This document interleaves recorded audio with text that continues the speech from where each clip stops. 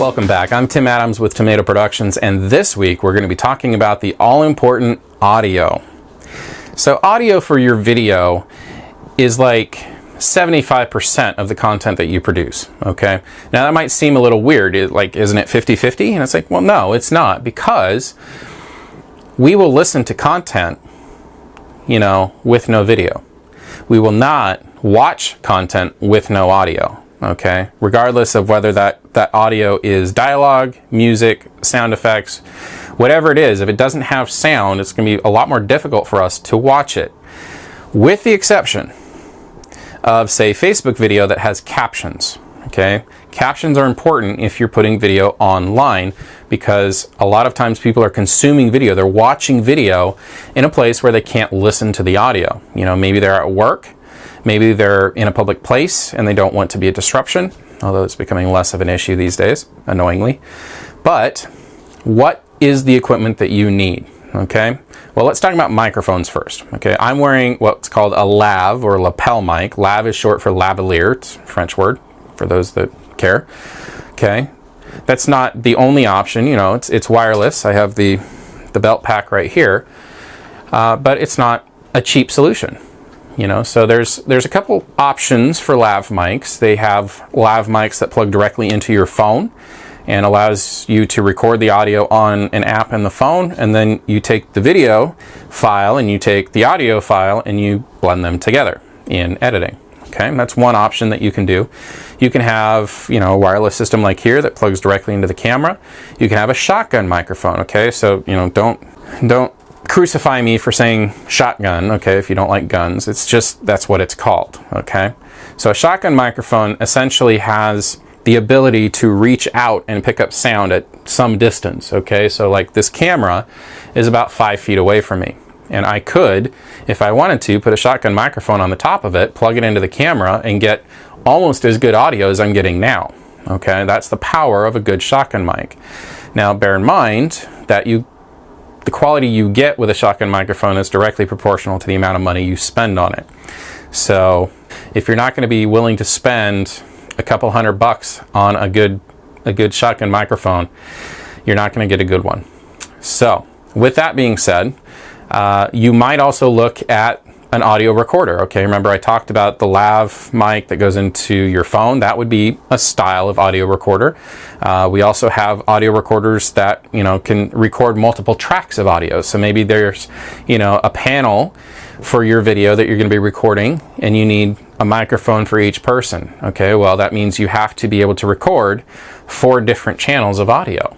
Okay, so you got to think about that. And then, obviously you need a good pair of headphones, something that's got some isolation so that you can get a really good sense of the quality of the sound that you're getting.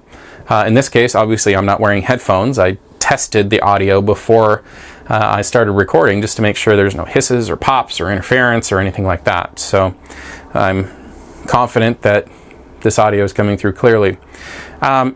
Finally, something you may not think about until you actually get into editing, if you plan to do editing of your video content, but a good quality pair of speakers is going to, go miles in terms of being valuable for you. Now, you could plug headphones, that you use to monitor your audio as you're capturing it. You can plug those into your computer, and those will do just as well. But if you're in a space where you're not going to be disturbing other people by having a good pair of speakers that you can hear, what does it sound like in the room, that kind of thing, I'd say they're cheap enough these days that, you don't need to spend hundreds of dollars, or even, a couple $100 on what we call reference speakers. Okay, so those are the kind of speakers that you see in like recording studios and that kind of thing. A good, decent pair of computer speakers is going to be good enough. Okay, so other than that, if you're going to be recording audio separately, you might look at getting some kind of audio editing software, and again, I can provide some suggestions if that's something that's of interest to you. But by and large, what's easiest is to record the audio and the video together, and that way they're synced.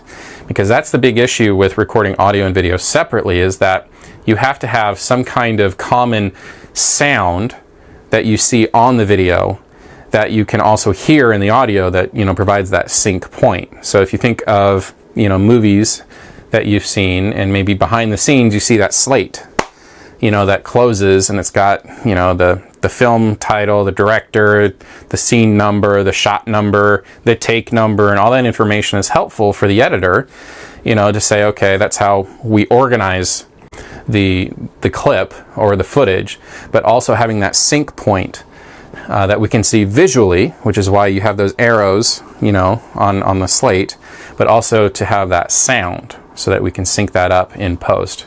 And there is software that will do that automatically for you based on the waveforms, but if you can record your audio and video together, like what I'm doing, you know, the receiver for the wireless mic is just going right into the camera. It's just easier. So, you know, why create more work for yourself? You know, it's very important that in order to incentivize you to create the content when you need to create it, as often as you need to create it, to make that process as easy as possible for you.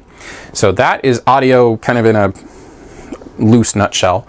Again, if you'd like more information, if you have questions, put your email into the end of this video and I'll get right back to you with some good resources, answer your questions, and all that good stuff. But hey, thanks for watching, and that concludes this month's content, which is all about the equipment you need to produce your own video content. Next month, we're going to continue this theme with other helpful equipment that you're going to need. We kind of covered the basics that you need to just create content, but next month we're going to be talking about other pieces of equipment that can make that process even easier. So stay tuned for that. Thanks for watching. We'll see you next time.